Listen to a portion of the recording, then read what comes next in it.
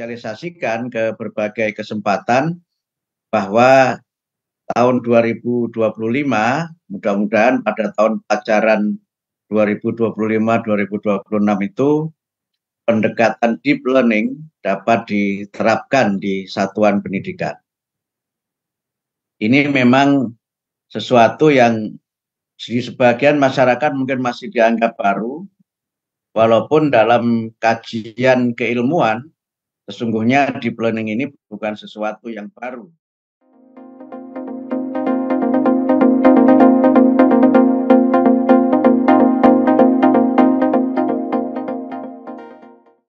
Saya nanti tidak akan menyampaikan banyak hal karena keynote itu ya memang sedikit ya. Kunci itu kan kecil, yang besar itu pintunya. Karena itu maka saya hanya bicara beberapa hal sederhana yang tadi wawasan dan juga keilmuan yang mendalam sudah disampaikan oleh Pak Kiai Profesor Asep Saifuddin. Saya hanya menyampaikan beberapa hal yang menjadi kebijakan di kementerian. Saya ingin mulai dari kebijakan yang mungkin beberapa waktu yang lalu agak viral ketika sebuah video yang diupload oleh seorang hamba Allah itu sempat viral di media sosial. Cerita singkatnya, ketika itu saya sedang mengisi ceramah subuh di salah satu musola, dan kemudian saya cerita-cerita tentang wawasan dan pandangan saya tentang pendidikan, dan kemudian hamba Allah itu merekam dan mengupload ke media sosial yang ternyata kemudian viral ya. Itu tentang ada yang menyebut kurikulum full gitu, kurikulum full dan ada yang menyebut ini dia kurikulum baru dari menteri baru katanya begitu. Jadi komentarnya macam-macam begitu. Tapi karena itu sudah menjadi konsumsi publik dan pada akhirnya juga saya harus memberikan penjelasan agar tidak terjadi misinformasi dan juga tidak terjadi salah paham terkait dengan apa yang menjadi kebijakan kami, maka akhirnya kami memberikan beberapa penjelasan, tetapi poin yang ingin juga saya sampaikan dan juga resmi sudah kami sosialisasikan ke berbagai kesempatan bahwa tahun 2025, mudah-mudahan pada tahun pelajaran 2025-2026 itu pendekatan deep learning dapat diterapkan di satuan pendidikan. Ini memang sesuatu yang di sebagian masyarakat mungkin masih dianggap baru, walaupun dalam kajian keilmuan sesungguhnya deep learning ini bukan sesuatu yang baru. Nah, saya ingin memberikan penjelasan dalam kaitan ini.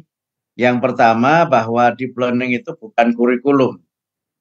Deep learning itu adalah pendekatan dalam pembelajaran, bukan kurikulum. Nah, terkait dengan kurikulum, kami di kementerian belum mengambil kebijakan apapun, sehingga kurikulum yang sekarang ini berlaku di sekolah-sekolah dan di madrasah itu masih tetap dapat terus diberlakukan, baik yang menerapkan kurikulum K13 maupun yang menerapkan kurikulum Merdeka, semuanya masih bisa terus menerapkan dua kurikulum itu sesuai dengan apa yang telah dilaksanakan oleh masing-masing satuan pendidikan. Bahkan kalau Bapak Ibu perhatikan, penerimaan mahasiswa baru tahun 2025 juga secara eksplisit menyebutkan bahwa calon mahasiswa itu adalah mereka yang lulus dari satuan pendidikan tingkat menengah, baik yang menerapkan kurikulum K13 maupun yang menerapkan kurikulum Merdeka. Jadi tidak perlu ada persoalan menyangkut penerapan kurikulum itu, dan itu adalah hasil komunikasi dan koordinasi kami dengan Panitia Seleksi Nasional masuk perguruan tinggi negeri tahun 2025.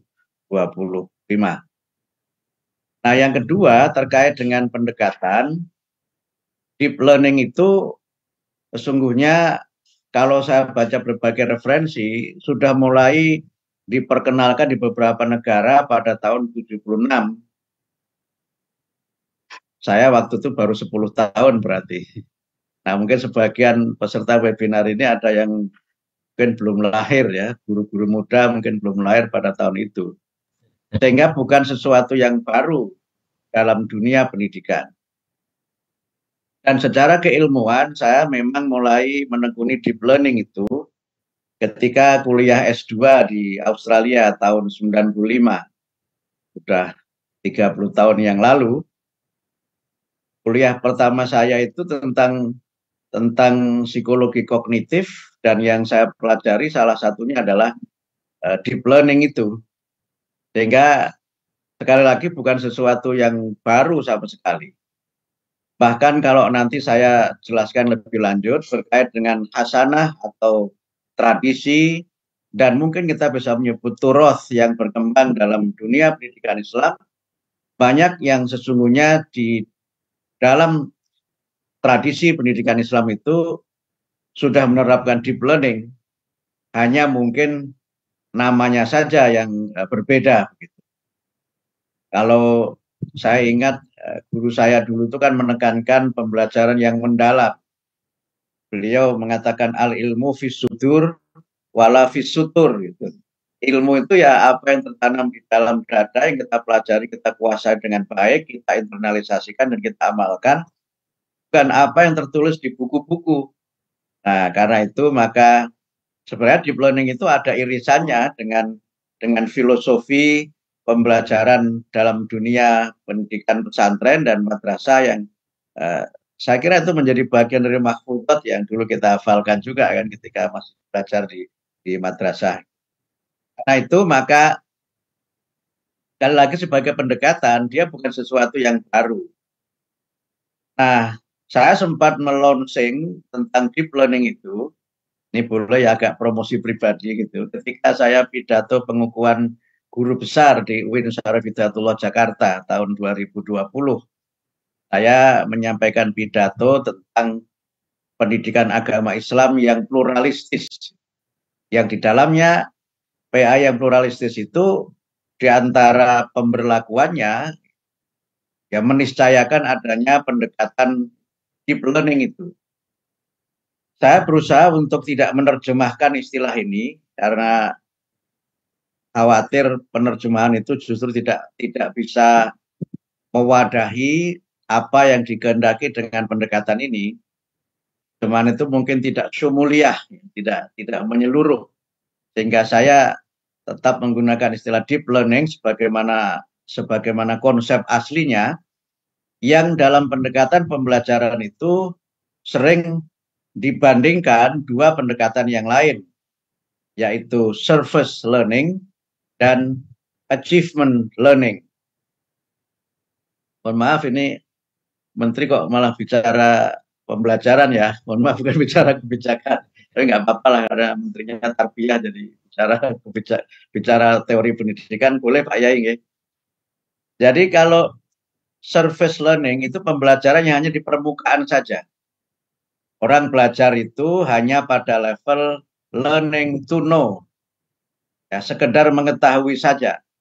Tadi Pak Yai menyampaikan tentang pemahaman, itu masih pada level ini sebenarnya, masih pada level surface.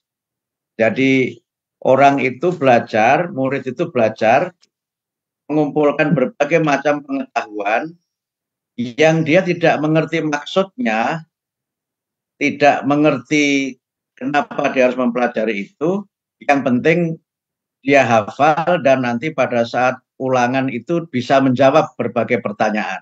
Nah, kira-kira begitu. Nah, surface learning itu seringkali disebut dengan rote learning.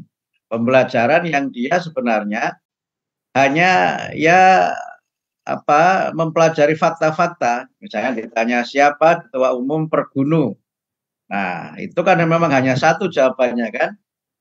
Nah, Dan dia itu Profesor Dr. Kiai Haji Asep Saifuddin Halim. Ya sudah, sekedar tahu saja. Gitu.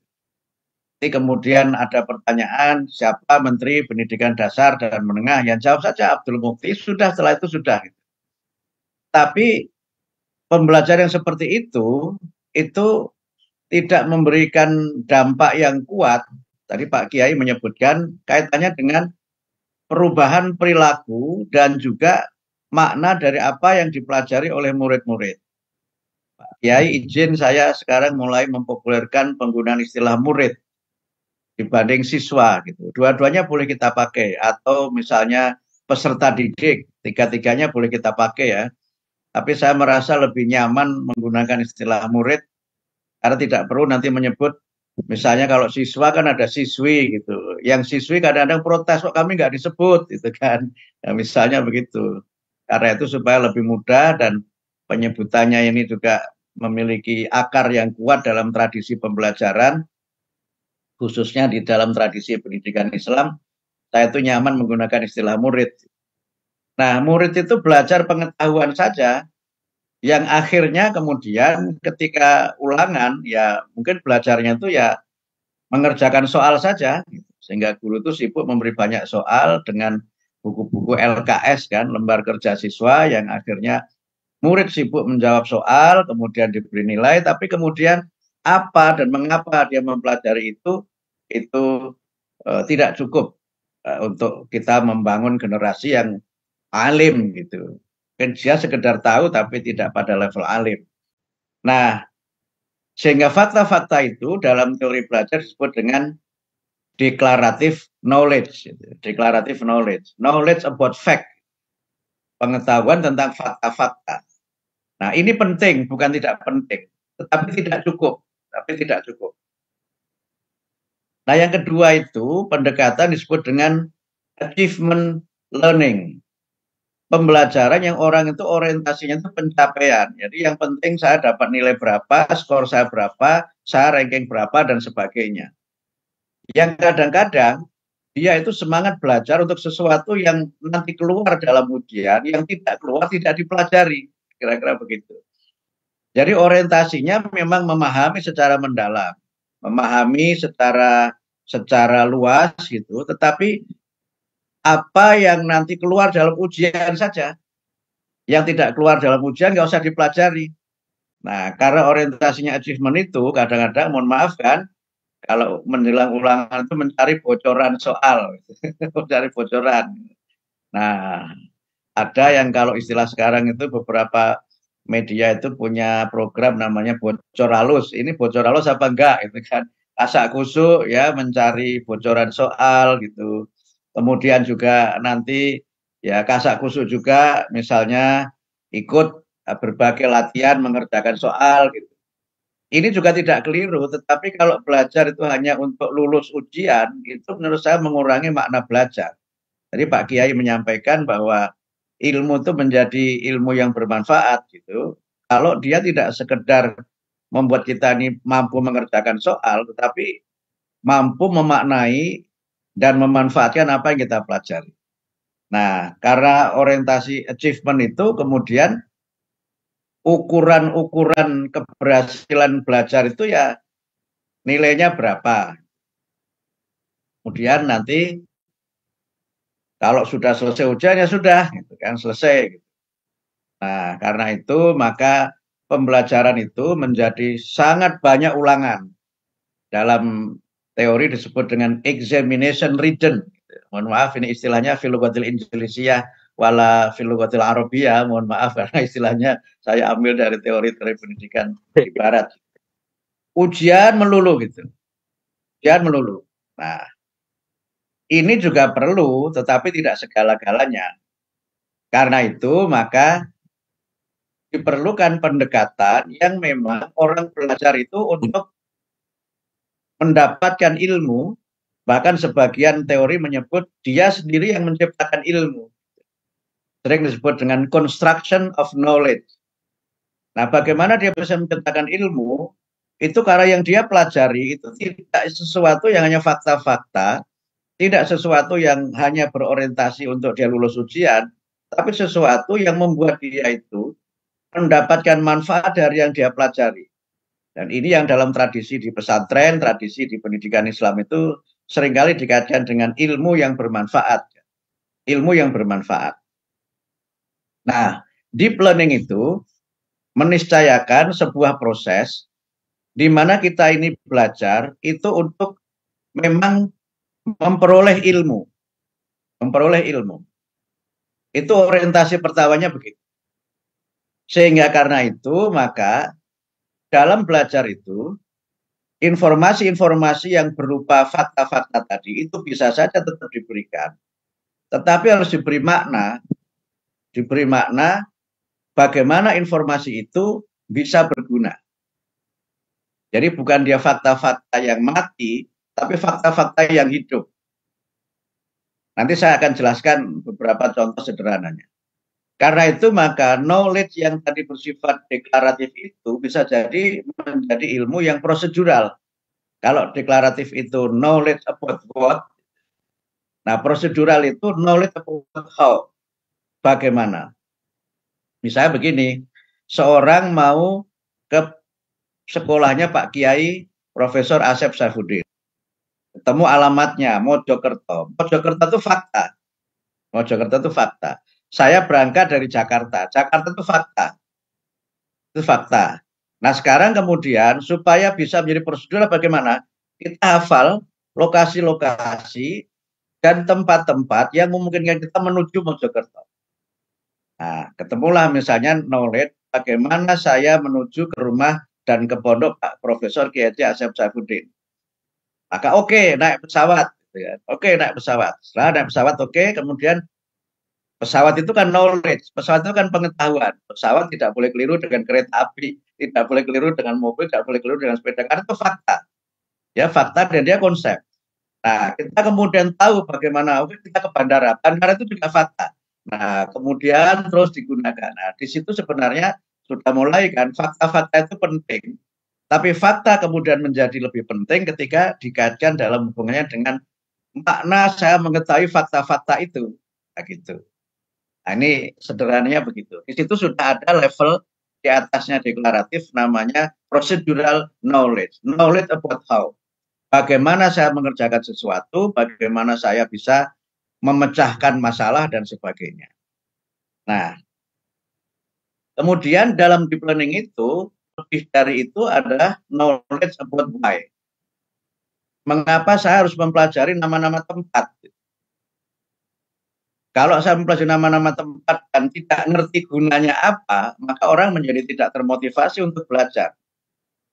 Nah, ini dulu mirip ketika saya belajar di madrasah dulu kan, mohon maaf, guru-guru saya itu ketika ngajari nadzoman dan sebagainya itu kan hanya suruh menghafalkan, tapi kadang kita nggak dijelaskan gunanya apa kalau saya sudah tahu itu. Gitu. Misalnya saya dulu belajar misalnya fa'ala seigote fi'il madhi maknane wos gawe sapa dheweke lanang siji itu kan ngapalin aja tapi makna fi'il madhi itu apa, contoh kalimatnya bagaimana, dan kemudian bagaimana saya bisa menggunakan itu dalam hal yang lebih luas, itu seringkali nggak dijelaskan. Nah, itu yang malah kadang-kadang sebagian guru tertentu itu kalau kita coba nanya, itu divonis jangan terlalu banyak tanya seperti Bani Israel. Gitu. Itu guru zaman dulu ya, nggak tahu guru zaman sekarang masih ada nggak itu ya. Padahal sebenarnya ketika kita bertanya, murid itu bertanya, kan harusnya proses itu dijawab oleh guru. Nah, karena itu supaya tidak terlalu rumit dan panjang, maka deep learning itu pembelajaran yang kita tahu mengapa kita mempelajari itu. Kemudian kita juga tahu bagaimana cara mempelajarinya. Karena beda mata pelajaran, beda pokok bahasan, cara mempelajarinya itu berbeda.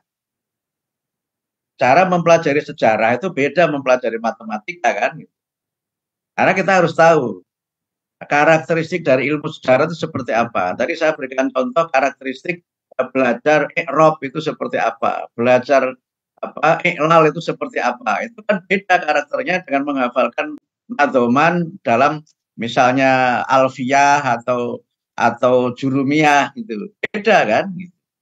Nah, karena itu maka murid itu dibimbing dalam deep learning itu.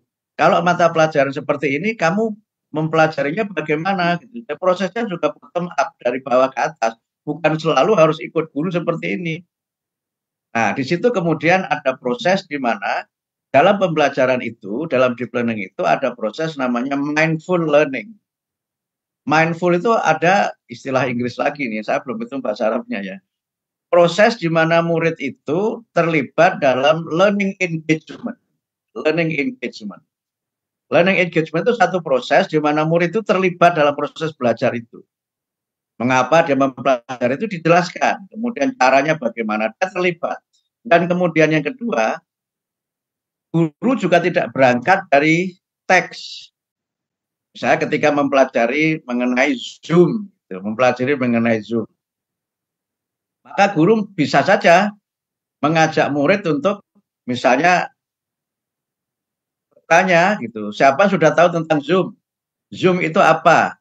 Nah, Zoom itu mulai ditemukan kapan, oleh siapa, bagaimana sistem kerja dari Zoom itu dan sebagainya. Itu dieksplorasi dari bawah. Sehingga sejak awal murid itu engage. Murid itu terlibat dalam proses pembelajaran. Nah, yang kedua kemudian murid itu menemukan makna dari yang dia pelajari. Kalau kamu itu sudah memahami Zoom, bisa menggunakan, itu apa manfaatnya untuk Anda? Apa manfaatnya untuk kegiatan pembelajaran? Apa manfaatnya untuk seminar? Bahkan mungkin apa manfaatnya untuk ekonomi? Apa manfaatnya untuk pengembangan ilmu dan sebagainya?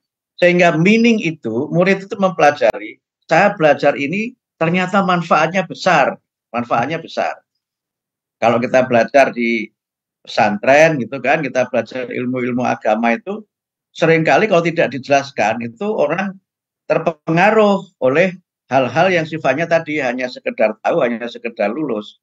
Tapi kalau dia bisa menemukan manfaatnya, oh ternyata dulu yang diajarkan Pak Kiai itu ini ya manfaatnya. Sehingga banyak hal itu kemudian bisa digunakan pengetahuan itu untuk hal-hal baru yang mungkin tidak terjadi pada saat dia belajar. Pada saat dia belajar. Yang itu tadi Pak Kiai menyebutkan banyak murid-murid Kiai yang alhamdulillah sudah belajar di luar negeri. Itu saya yakin kalau bekal yang dari pesantren itu dipahami dengan mendalam, ya nggak ada kesulitan. Nggak ada kesulitan dalam misalnya harus beradaptasi dengan situasi-situasi yang baru. Misalnya begini, Kiai, ini sekedar cerita ilustrasi pentingnya meaningful learning itu. Satu saat saya tuh terbang dari New Mexico ke Tokyo. Saya terbang dari New Mexico. Nah, New Mexico itu mana? Nah, ini fakta lagi nih, New Mexico mana ini fakta. New Mexico itu salah satu, ini negara bagian di Amerika yang berbatasan dengan Meksiko. Sebagian besar penduduknya di situ berbahasa Spanyol daripada bahasa Inggris. Nah, saya terbang hari Jumat jam 12. Saya terbang hari Jumat jam 12 ke Tokyo Narita ke Jepang. Tokyo Narita itu kan juga fakta lagi kan, fact itu fakta lagi. Kemudian saya terbang hanya sekitar 9 jam dari New Mexico ke Tokyo Narita itu. Saya berangkat dari Jumat, tapi saya tiba di Tokyo itu hari Sabtu. Nah, ini kan real ya, ini pengalaman real itu nggak kebayang juga dulu waktu saya belajar, termasuk ketika kuliah di IAIN juga nggak kebayang ini. Kemudian orang kan bicara sehari itu 24 jam. Tapi dalam pengalaman saya nggak ada 24 jam sehari itu. Ya kan? Nggak ada 24 jam. Karena saya hanya terbang 9 jam dan sudah beda hari yang itu jamnya sama. Nah, kemudian pertanyaannya begini. Kalau saya harus sholat, saya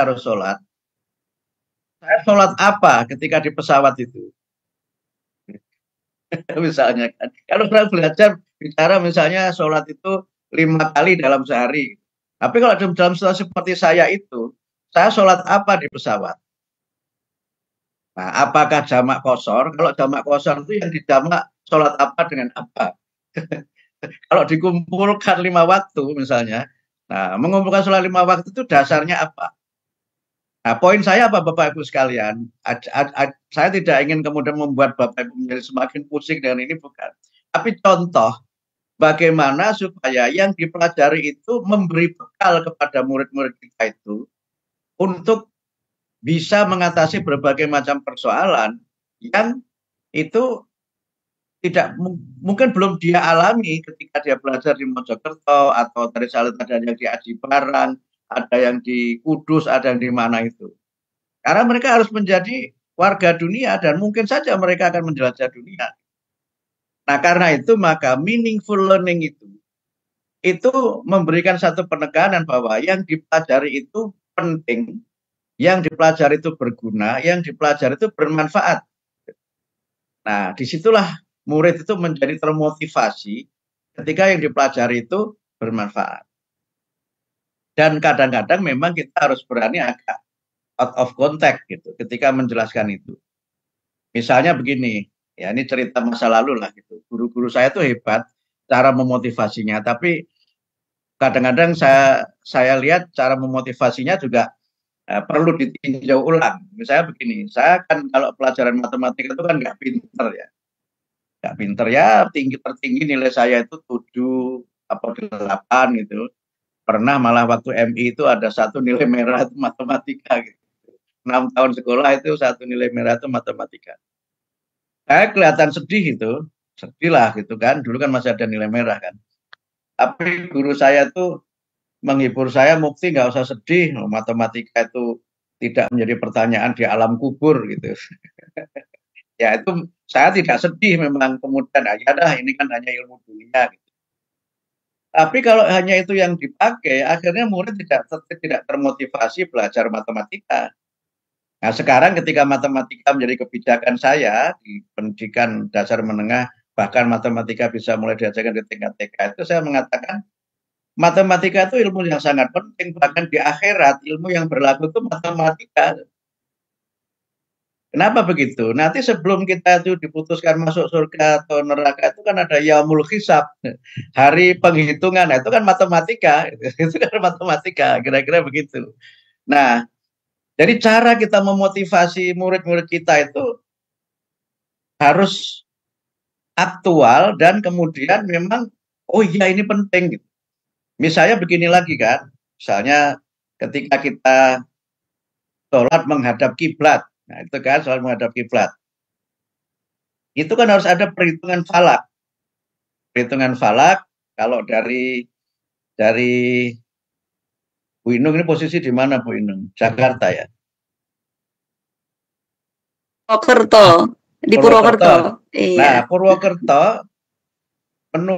menghadap ke Masjidil Haram itu berapa derajat? Kemudian sudutnya berapa kalau kita ambil misalnya antara sudut dari posisi menghadap ke barat dengan utara itu berapa sudutnya? Itu kan matematika. Itu kan matematika. Jadi kalau kita ingin sholatnya itu syatrul Masjidil Haram gitu, selain juga dengan kita sudah niat mustaqbilal kiblati, kalau di NU kan ditambahi ya mustaqbilal kiblati adaan gitu kan. Kalau makmum ya makmum kan gitu kan. Jadi misalnya ya, usolli fardhu dhuhri arba'a rakaatin gitu kan. Takbilal kiblati adaan makmuman lillahi ta'ala gitu. Saya masih hafal kayaknya itu doa itu. Nah itu kalau nggak ngerti matematika nggak bisa itu gitu. Nah lalu bagaimana hubungan matematika ini dengan Quran? Nah, Quran kan menyebutkan dimanapun kamu berada, fawali wajhaka syatrul masjidil haram. Dimanapun kamu berada, kamu harus menghadap masjidil haram. Sehingga matematika itu ada hubungannya dengan memahami Al-Quran. Gitu. Nah, sehingga jangan sampai belajar matematika itu disengage, itu terpisah atau separate dengan ilmu-ilmu yang lain. Kalau ilmu yang dipelajari itu terpisah, maka dia tidak menjadi meaningful dan tidak belajar yang mendalam. Gitu.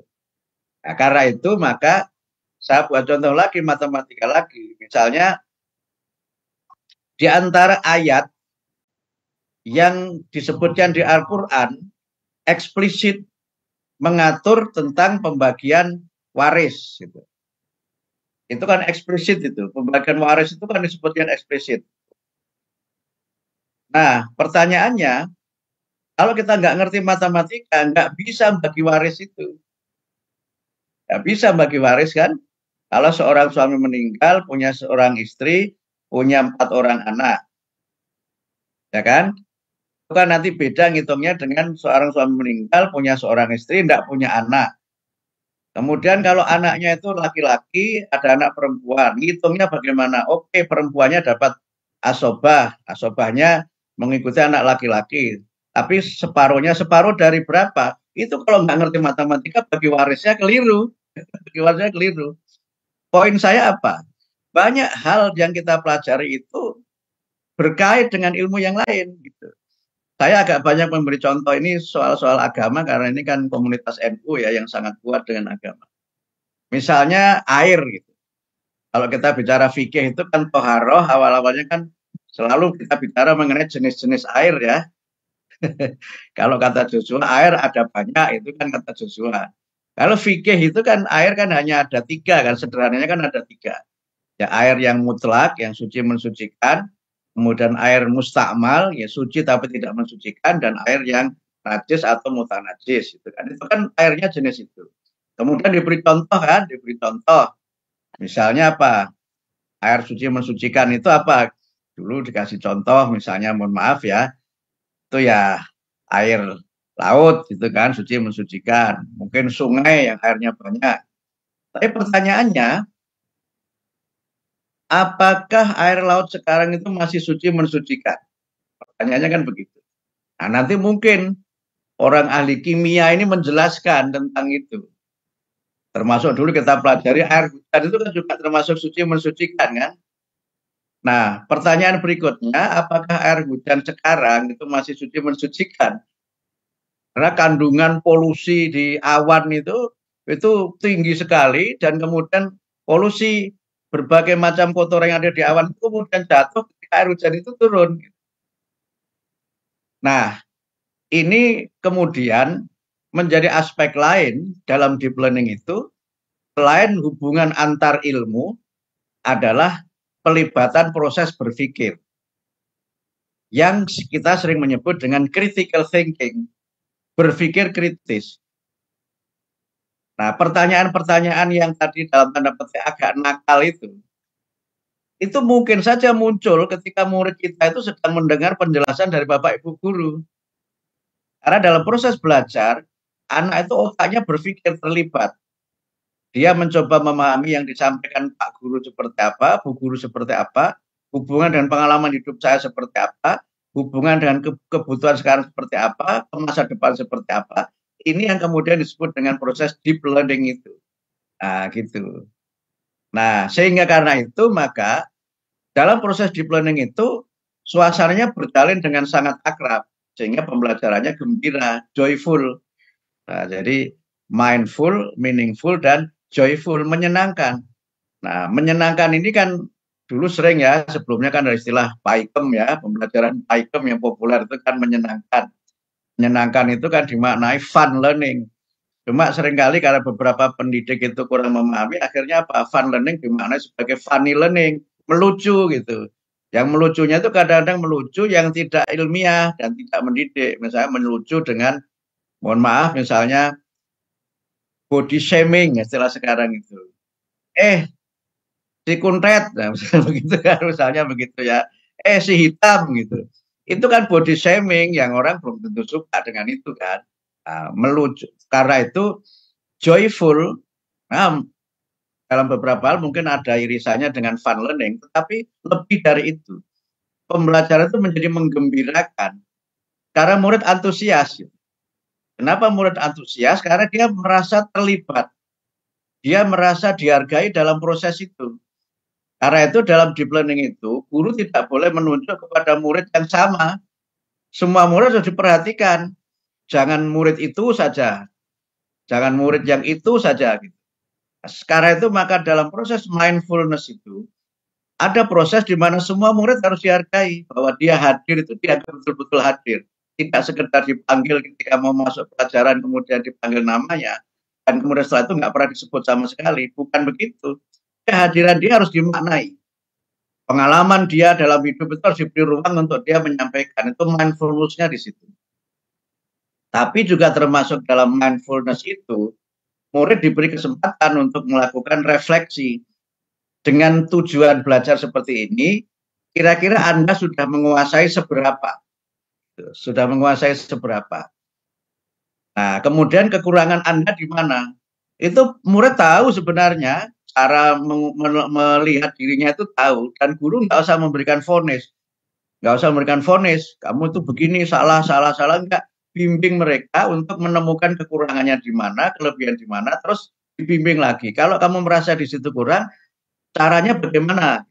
Diberi kesempatan dia untuk itu, sehingga dalam proses mindful learning itu ada proses reflection.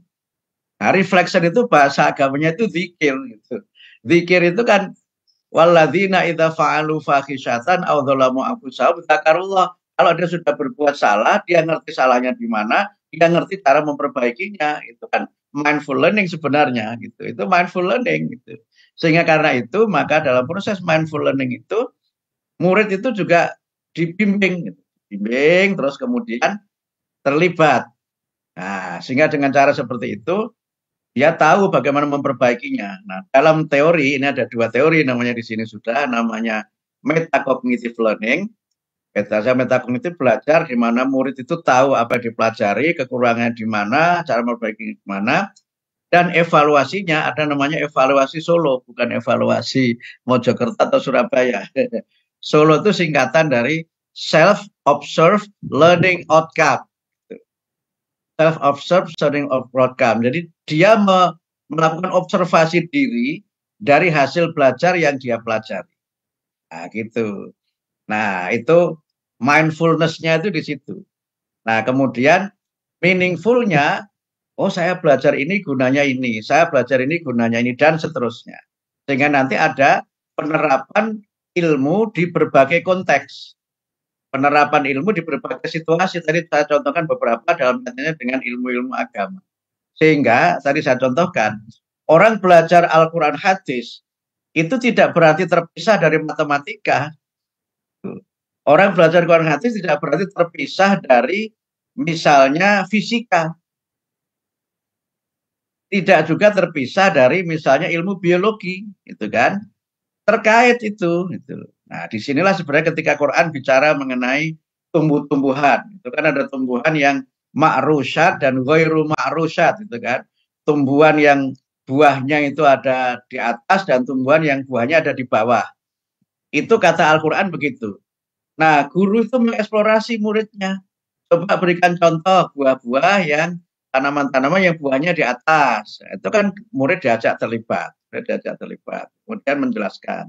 Nah, ayatnya dia hafal, contohnya dia temukan, dan seterusnya. Ini nanti dari pelatihan mindful learning ini, nggak jadi bicara kebijakan ini, mohon maaf.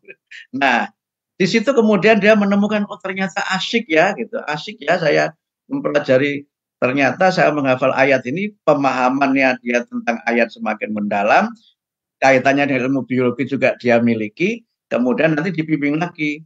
Nah, bagaimana supaya kita bisa hidup sehat? Ya makan buah. Quran kan menyebutkan begitu. Kulu mimma fil ardi halalan thayyibah, seterusnya itu dikaitkan. Nah, dia menjadi menyenangkan karena yang dipelajari ternyata berguna dalam kehidupannya.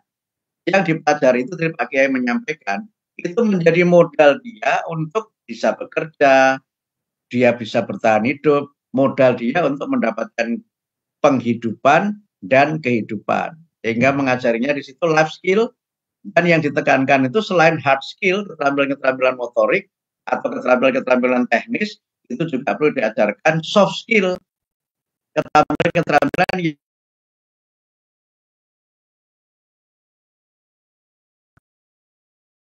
transfer, tapi transform.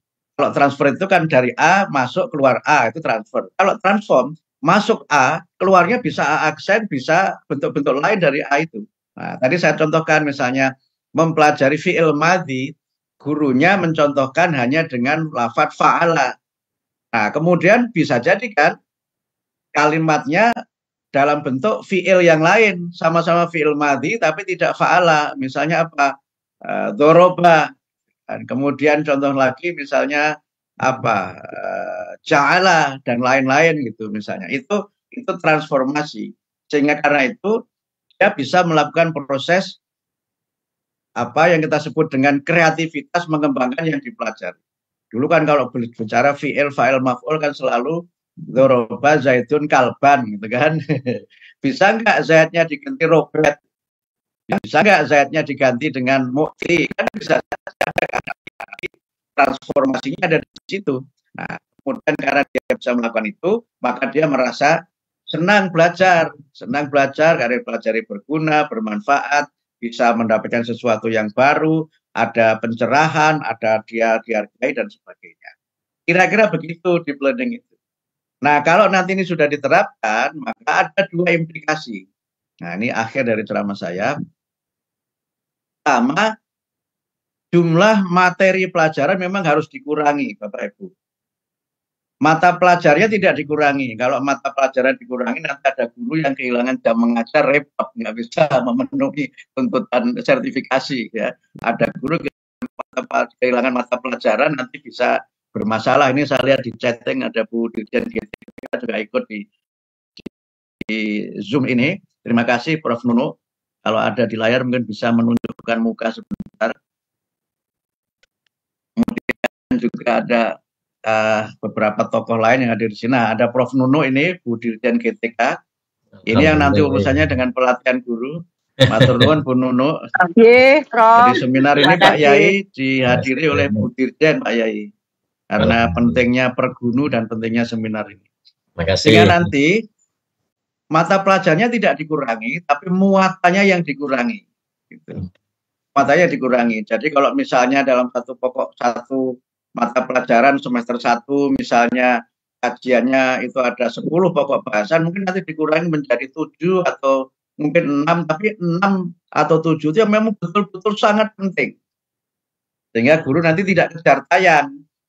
Karena kan pelajarannya masih kejar tayang kan, yang itu sudah diajarkan gitu. Bahkan mungkin yang masih menetapkan KMM itu kriteria ketuntasan minimal kan, itu masih kejar-kejar, ini belum 75% ini, nanti ketemu pengawas, wah udah keringetan ketemu pengawas itu, maka dengan deep learning ini nanti nggak perlu kejar-kejaran itu. Nah, sehingga dengan deep learning ini memang mungkin nanti akan ada perubahan menyangkut konten. Mata pelajarannya tetap, tetapi muatan dalam mata pelajaran itu nanti akan dikurangi. Sekarang kita masih dalam proses. Sekarang pengkajian deep learning-nya itu sudah selesai, laporan yang saya terima nanti akan dilaporkan ke saya sebagai menteri, dan nanti akan kita lihat kajian akademiknya sudah, kemudian pendekatannya secara metodologi sudah, tinggal nanti kalau sudah selesai muncul peraturan menteri, nanti pelatihan gurunya akan seperti apa. Nanti akan ada sesuatu yang baru di bawah kepemimpinan Profesor Nuno untuk pelatihan guru. Akan ada pelatihan deep learning. Nah, kemudian yang terakhir, kalau ada pelatihan ini senang apa enggak ya guru-guru ini ya? Saya kira guru-guru senang ya ada pelatihannya. Senang Pak Menteri. Ya, karena contoh. Betul. Karena itu keikutsertaan dalam pelatihan nanti dihitung sebagai poin dalam pemenuhan 24 jam. Jadi Bapak Ibu guru, ini terakhir ya, sesuai dengan surat edaran yang sudah kita sepakati dengan Badan Kepegawaian Negara, Bapak Ibu guru tidak perlu harus mengajar 24 jam tatap muka. Tuh. Jadi tatap mukanya itu tidak harus 24 jam. Boleh 9, boleh 12, boleh 16. Pemenuhan 24-nya itu bisa melalui ikut pelatihan. Kan guru yang sudah sertifikasi harus ikut pelatihan berapa Bu Nunu? 20 jam ya? Atau berapa itu? Nah, nanti itu dihitung, ikut pelatihan itu dihitung. Organisasi seperti menjadi pengurus pergunu, itu bisa dihitung nanti sebagai konversi pemenuhan 24 jam. Nah, nanti kemudian membimbing, mendampingi murid, itu juga dihitung. Nanti sudah disiapkan konsepnya oleh Prof. Nuno itu. Sehingga nanti ketika ada murid yang tidak sholat, itu guru nggak boleh mendiamkan, karena nanti guru itu masing-masing punya murid bimbingan. Gitu. Kalau di dosen itu istilahnya penasihat akademik. Nah, nanti di sekolah-sekolah juga ada guru-guru yang punya bimbingan murid itu nanti mengawasi, ini kok anak saya, bimbingan saya nggak belajar, ini kok dia seperti galau dan sebagainya, itu nanti dihitung juga sebagai bagian dari konversi pemenuhan dari 24 jam. Jadi Bapak Ibu dengan peraturan yang baru, itu tidak perlu harus jadi guru yang door to door. Minal madrasah ilal madrasah gitu, hanya memenuhi 24 jam.